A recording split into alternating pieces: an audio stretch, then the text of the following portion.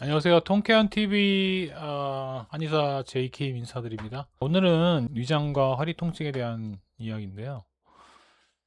참 많은 분들이 허리 통증 때문에 고생들을 많이 하시죠.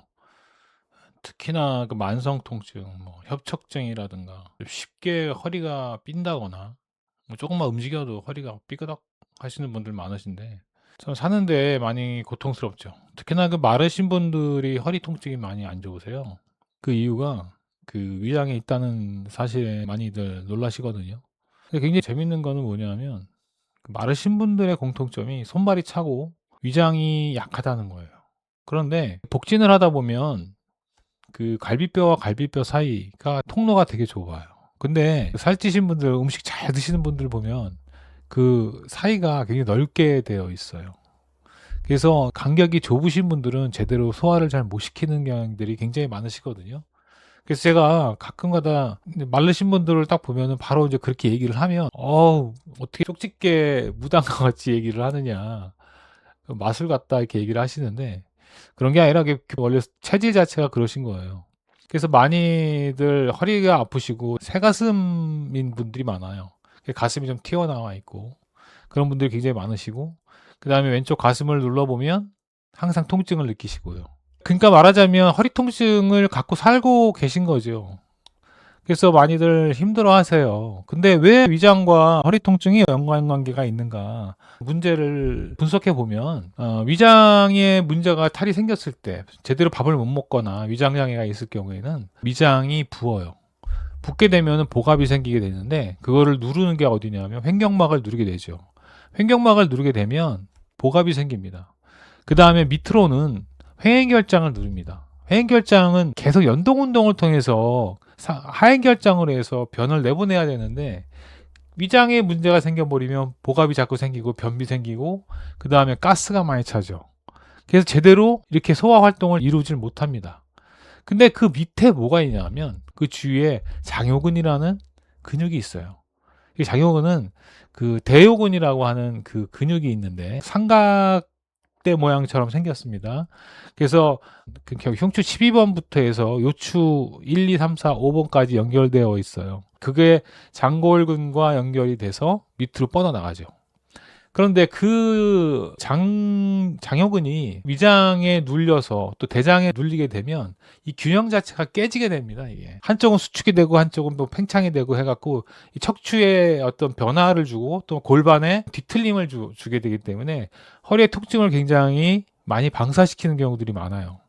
그래서 허리 통증의 주범이 사실은 장요근과 연결이 되는데 이 장요근을 치료를 하게 되면 그 위장 기능이 좋아지는 경우들도 굉장히 많습니다.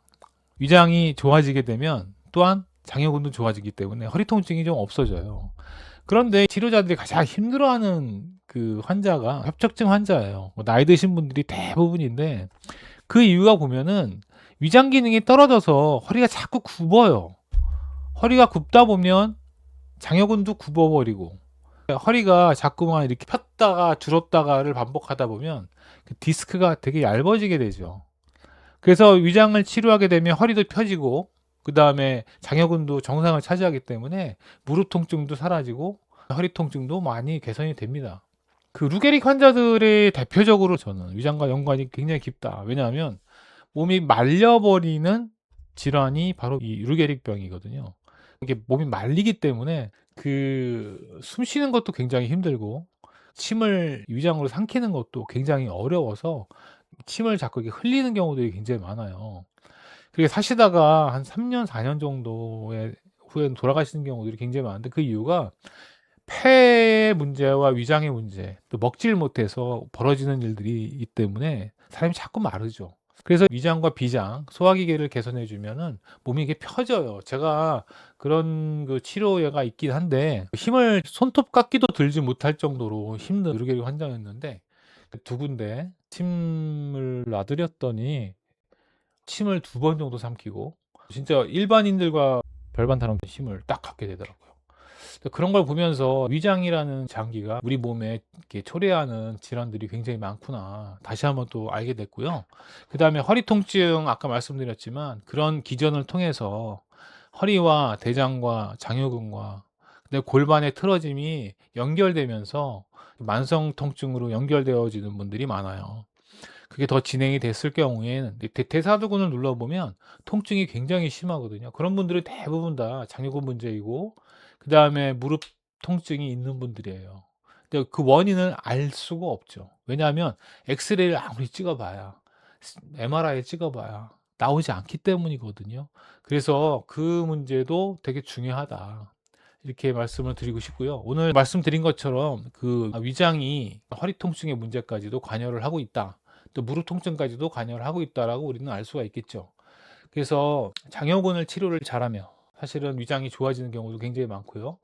그 대부분은 위장의 문제를 해결해야만 장요근의 허리의 문제도 해결할 수 있다. 그 문제를 저번 회에 말씀드렸던 것처럼 심장의 문제와 또한 연결이 된다라고 얘기할 수 있겠죠.